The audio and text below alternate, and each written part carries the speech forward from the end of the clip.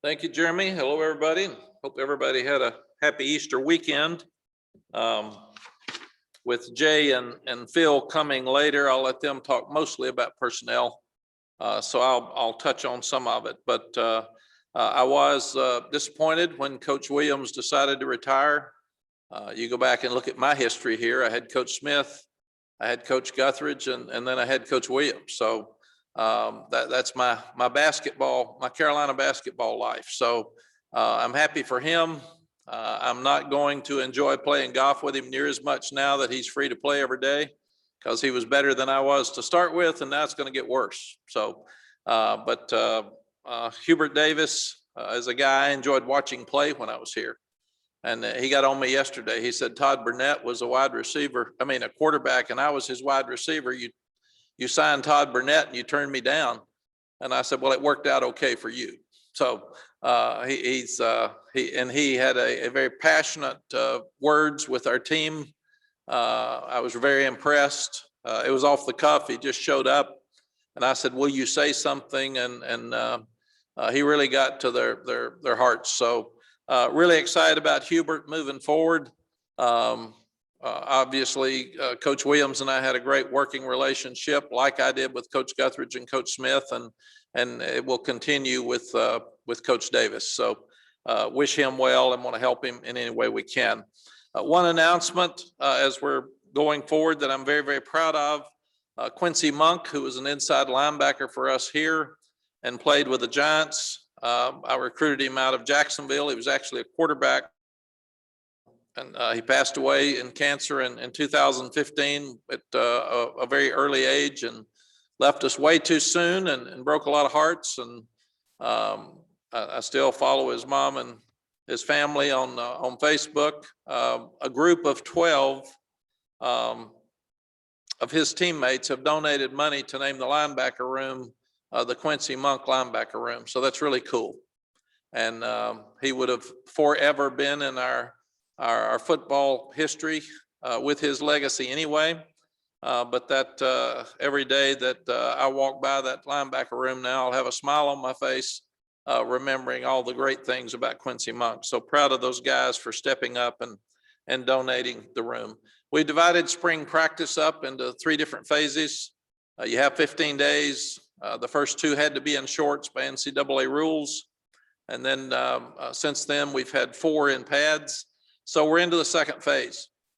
So we set goals for the first phase, and you can talk to Phil and Jay about their goals for each of their areas, as well as special teams. And now we're into the second phase. So you go back and reevaluate your first 5 days and talk about what we have to get done in the next 5 days. And most of that right now is personnel evaluation, because we're working really, really hard at separating positions. We got a lot of good players at different places. We need some to step up and be great players. And that's what we're working to see. I thought we had a very good practice yesterday, especially coming off of Easter break. And the guys really worked hard. And we said we're getting more competition right now because we got better players competing against each other in practice. The older guys, we're letting them do a lot of individual work. And if we've put in a new scheme on offense or defense, we're letting the older guys learn that new scheme. But by and large, they're doing drill work, the experienced guys, and they're not doing a lot of the other teamwork or scrimmage type stuff. But we said competition has stepped up at every level, and that's what we've got to continue to do. We will be releasing information soon on the spring game, and that's how to get tickets, how to get in, how many we can have based on the governor's guidelines for COVID. So that should be out soon. So if our fans are asking, we will scrimmage on Saturday. We'll practice for a little bit, and then we will scrimmage. That will be open. And what we will do is we'll have our experienced guys probably thud the first part of scrimmage, and then we'll actually scrimmage and have a game as such with our younger guys at the end of that have not played as many plays. Vaccines are starting to be available on campus for our students and our staff. And we're encouraging all of our players to get the vaccine. We've got to figure out guidelines. If we have some who will not, we've got to figure out what does that mean for those that do. Do we still have to wear a mask? Do we still have to social distance? Do we still have contact tracing? And how could that affect us? We've been very good that our tests are still coming back negative. So I'm really, really proud of the guys and the staff that they're continuing to do the things they need to do to have a great spring practice. But we know that COVID's still out there and it's still strong in areas. And that's why we would encourage our players to get the vaccine. We still don't have any scholarship updates for our 22s, how many scholarships will be available, or if that process will change. So we're still waiting on that information from the NCAA. And also we feel like by April 15th, we should be able to get some information on the access for June. We have our camps set up. We're getting great response for camps. We are setting some official visits. We're setting unofficial visits. But obviously we're hoping that June is open so the 22s and 23s can start coming to our campus, because they haven't been on our campus now for over a year where we could sit and visit with them or work with them. So we'll keep you updated as soon as we get information on June access, which is huge for our recruiting. We will let you know. Questions? Thank you, excuse me, one other. Yes. Bo Corrales is working in spring practice, probably about 3/4 speed. We don't know for sure whether he will have full speed work or play in the spring game, out of the spring for the rest of practice, but we've been assured that when we start summer workouts, he'll be ready to go and be full speed ahead for the summer. Questions? Okay, Ross Martin, please get us underway. Hey, Coach. Coach Brown, I wanted to ask you some questions about the basketball deal and situation there. You mentioned that you and Roy Williams have a great working relationship and that you hope that is the same with Hubert Davis.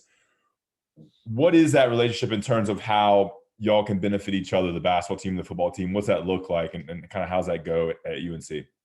Ross, the biggest thing is that if we have some guys who would like to play basketball, if they can, the biggest thing would be I would call Coach Williams and say, would you talk to Des Evans, because he has interest in joining your basketball team after we get through with football season. And Roy was unbelievable. He always said yes.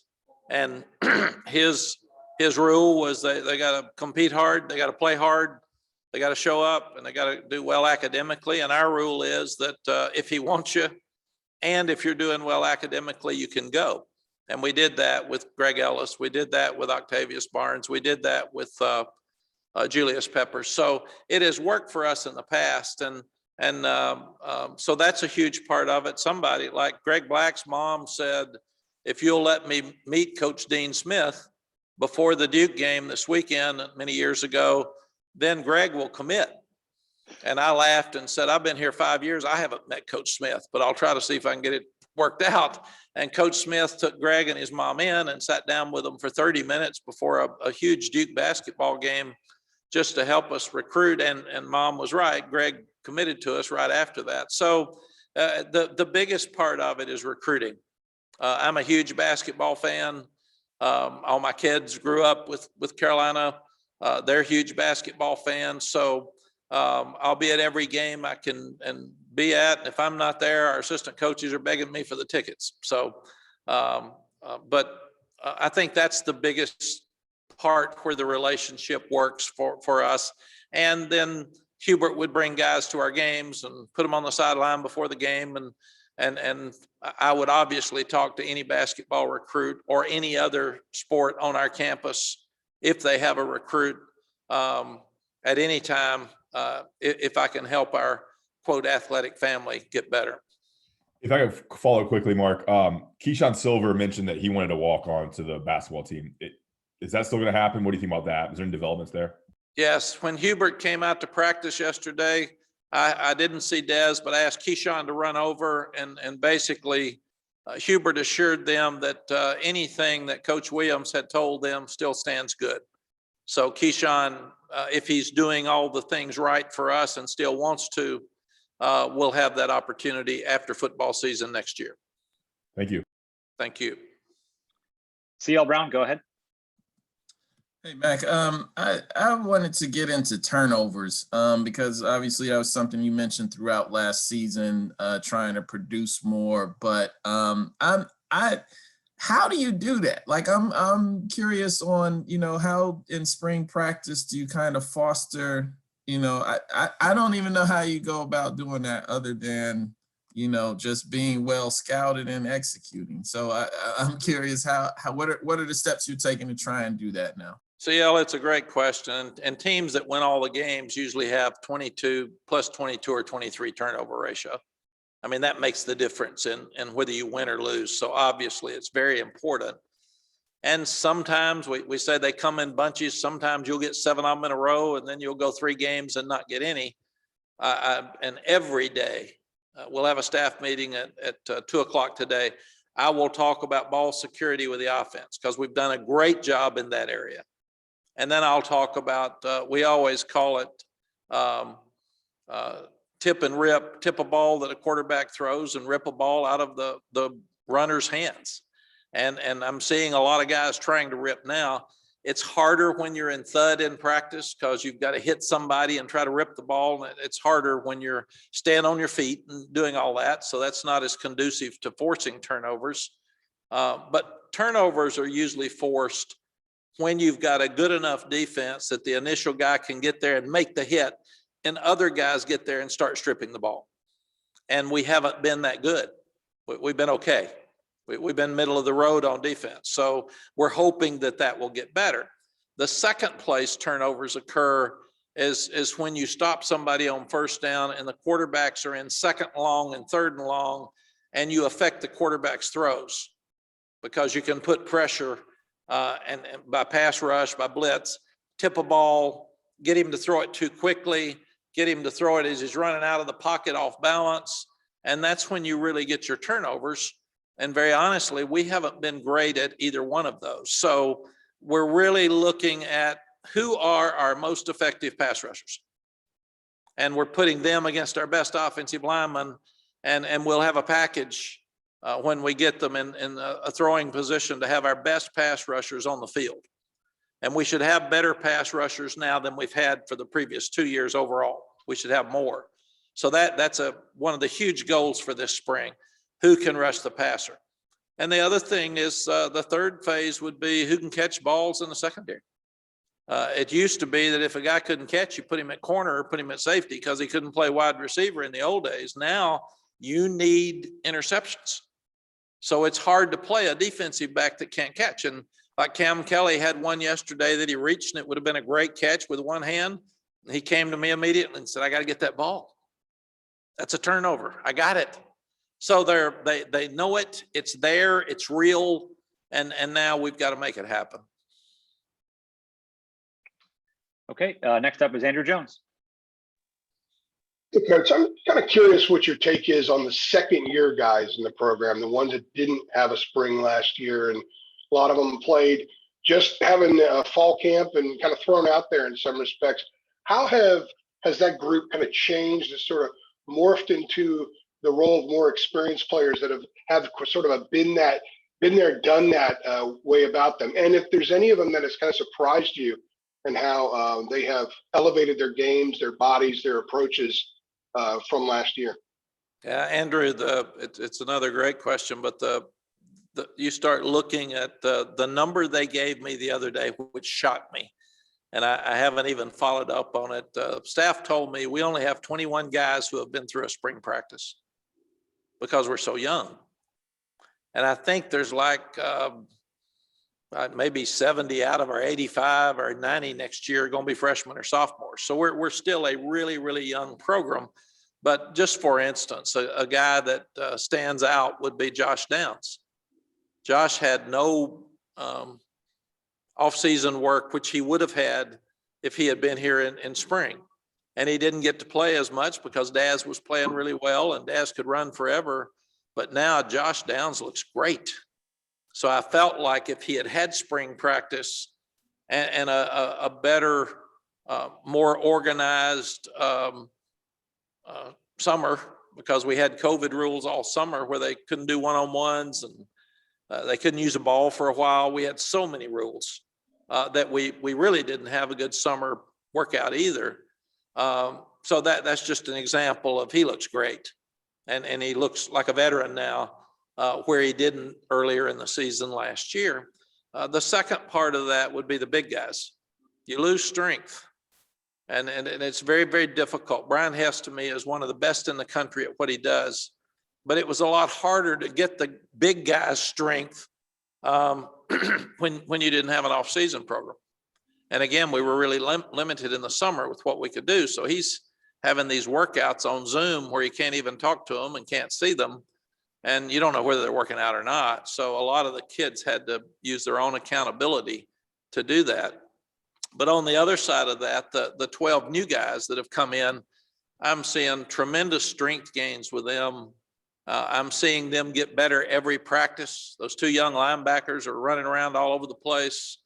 I'm seeing a DJ Jones, who, again, he and Elijah Green came in without any work at all last year. And I'm seeing both of them look like college football players now and being much more efficient, ready to go. They're working on pass protection and they're catching the ball out of the backfield better. And we didn't see any of that when they got here. So we just had no information. The NCAA did help us then and now with the 2 weeks of walkthroughs. And I think we're all critical of the NCAA. That's one thing that has really helped that we can teach. But even Ty Chandler with his 2 weeks of walkthroughs and his 6 days of spring practice, he's getting stronger. I think, and Hess or Bateman could tell us, but I think, for instance, Tony Grimes, who was a high school senior, he's gained 20. And he just looks different in his body than he did before. Keyshawn Silver he was 255 when he committed to us. He's 306 pounds. So being in a strength program with Kelsey, our nutritionist, does an amazing job. They have to eat every meal. She checks every meal. She looks at every calorie. So it's efficient eating. So those things matter. And we lost that all of last spring and last summer. Thank you. Appreciate that. Thank you. Okay, Greg Barnes, go ahead. Mac, you mentioned the 3 phases of spring ball. Wondering if you can just flesh that out for us. Obviously, the first phase has to do with the acclimation period, but what are you trying to achieve in each of these phases? Greg, ask the 2 coordinators that, because we set individual goals for each group. And then at some point, we should get Jeremy to get Javon DeWitt on here with you and do the same with special teams. So we said, here are things that must improve. One of them being pass rush. Why don't we rush the passer better? How can we improve our individual guys? And who are they? So like I will ask, who are the best pass rushers in your mind? Give it 1 through 5. And maybe let's go 1 through 8. And that'll be the 2 deep if we've got 4 pass rushers in the game at a certain time, and we challenge the guys with that. But each phase has to come up, each unit coach has to come up with 3 to 5 things that you have to do really well to play my position. And it'd be interesting for you all to ask them what they are. And then we grade them. And that's how we determine who moves up and who moves down, who is doing the things that they have to do to perfect that position.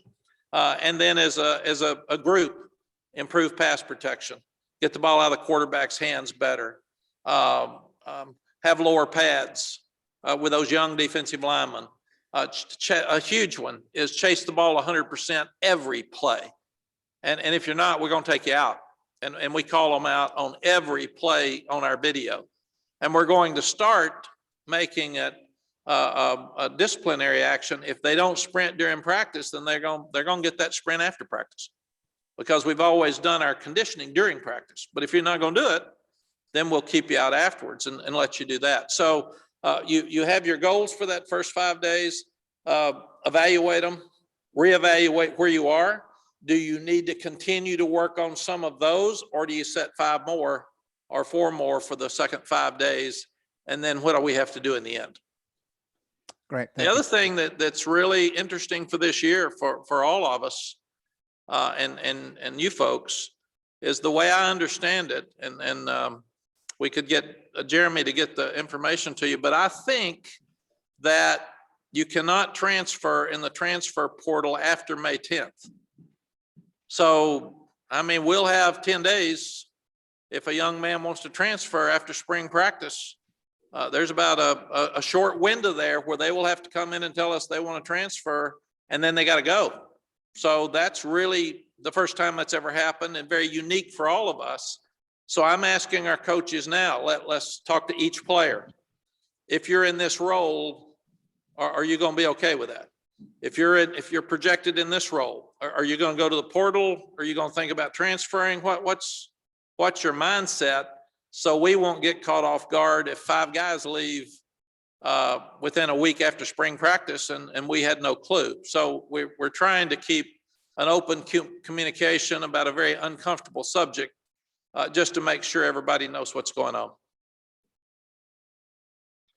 Jacob Turner, go ahead.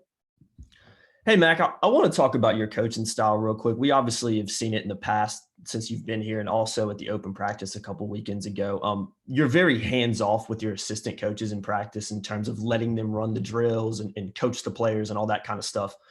So when you're walking around to these different position groups and watching them, are you evaluating the players just as much as you're evaluating the coaches, vice versa? Like, what is it that you're looking for in these instances when you're kind of walking around the field and checking these different groups out? Yes. Jacob, I keep my phone, which I used to do it on a pad and pencil. It's so more efficient. So I'm constantly putting notes on my phone to me.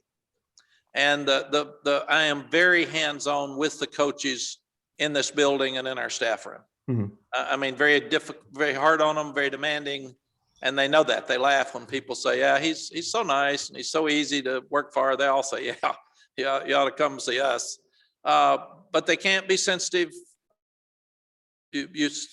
Coaches will say, oh, those players are so sensitive, man. I said, you are too. I tell you this, you're not doing this right and you act like a baby and you pout. So come on, man, grow up. We're trying to win. Everything we do is about winning. So most of what I'm doing is making sure that we're doing everything right as coaches during practice. A lot of coaches like to yell at assistants on the field. They like to be seen. They like to tell people they can coach. I've always felt like if I yell at an assistant in front of his players, I'm demeaning him in front of them and taking away some of his ability for them to have confidence in him. I don't want to do that. So I'm going to coach them inside. I'm going to coach them away from everybody else. And I also think it's very disrespectful when you're yelling at a coach because of his inability to coach his players. I don't like that. That's just not my style at all. And then most of what I do, I'll put some notes about players, but most of what I do with the players is off video. So we'll come off the field and sit down and I'll watch 2 or 3 hours of practice video and I'll go over every drill and I'm constantly writing notes for my staff notes about don't put the ball on the line every time. Move the ball off the line because we have to work on alignment. And why are we having false starts? I don't understand that. We don't even have a snap count. So help me with false starts. How can we line up offsides? We got officials out there. Check with the official. So there's 4 pages of that stuff. In fact, they get it. So they walk in and they look to see if their name's on the staff notes and they're happy if they're not, but I've told them you do your job and you won't be on there. But that's, and then we say that we're doing a lot of individual drills now where the running backs and the linebackers have a score drill where the running back's running and the linebackers got to keep him out of the end zone. And we haven't been able to do that in the past, some because we just weren't deep enough. We had a great outside linebacker tight end drill with all different types of blockings yesterday. There was a tight end and a tackle. So we're doing a lot of things against each other that are more physical than we were able to do the first 2 years. And I really like that. It's just, but and the other thing we'll do, Jacob, is we'll take wonderful plays of hustle, and I'll show them in the staff room, and then we'll take them to the players. Here's Jaquarius Conley. He came on the blitz, and Sam gets the ball out of his hands. He turns and sprints and tackles the guy down the boundary. So everybody needs to see what a great play is. And if you're griping that you're not playing in front of him, that's why you're not playing. He's making those plays, and we show loaf plays. And if we have a bad drill or a bad inside drill, I'll take it to the staff and we'll sit there and I'll say, help me with this.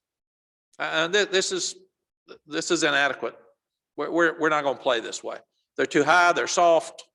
So that's what my job is. My job is to tell our guys what I see that I like and to tell them what concerns me that needs to be fixed. And then it also helps me a lot. I eat lunch with the players every day, and I'll eat dinner with them quite a bit because I want to see them. And I can walk by and say, hey, Keyshawn, you did a great job in inside, man. I like that. You're getting better. Or I can walk by and say to Jordan Tucker, God, you're too high. Come on, man, get low. You got to get your pads down because they need to know that I know. And I also tell them, I'm going to make sure each one of you has a fair shot. So don't say mad. If you're not playing at quarterback, don't get mad at Coach Longo. He and I make that decision, not just him. And we got a lot of eyeballs on you in practice. So, and we go back, Jacob, to everything we do is to win. We want to have fun.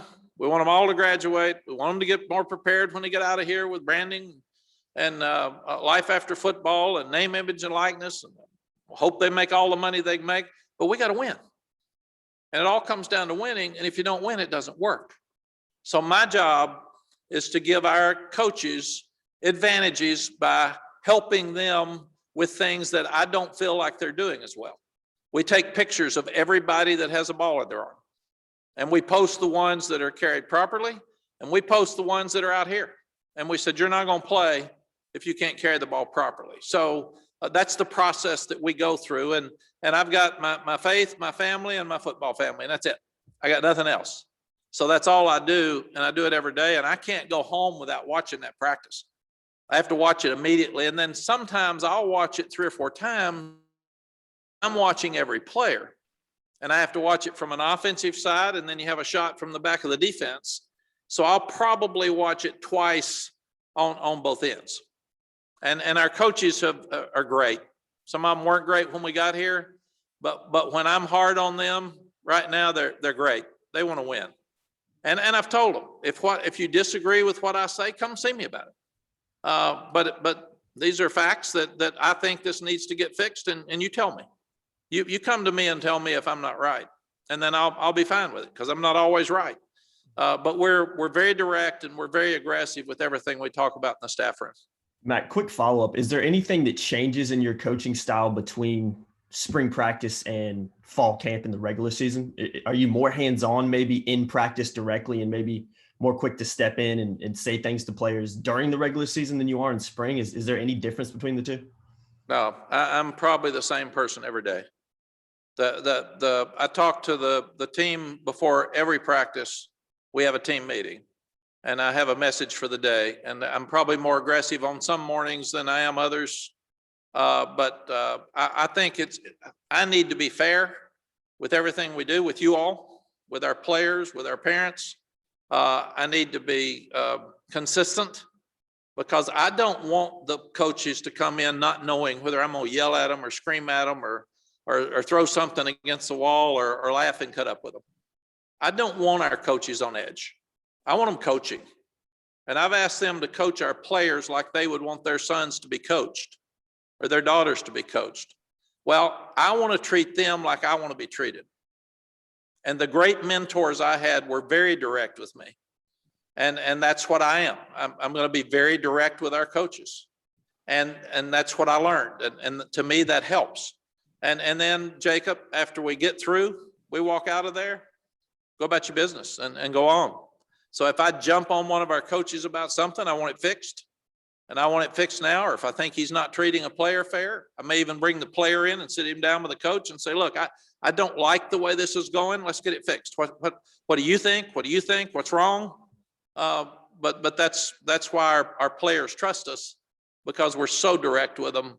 But at the same time, when we get an issue handled and we move on, I'm through. I'll go to something else. I don't sit there and stay mad at a coach all day because of something he did. And if I have to correct him a lot and I stay mad a lot, I'm gonna fire him. I mean, that's it. I've said, get it fixed. And if you don't get it fixed, I gotta move on. I gotta get somebody else to get it fixed. So even if you disagree with me and I want it done, I am the boss. So get it fixed. And if you don't like it, go somewhere else. And if you don't get it fixed, I got to make another change, because we're trying to win. And it's really, really important to me, for this university and for this community and for this state, that we're really, really good in football. Thanks, Mac. Thank you. Okay, Coach, we've come up against 11:30. We appreciate your time today. Thank you, guys. Enjoy Coach Longo and Coach Bateman, and we'll see you Saturday.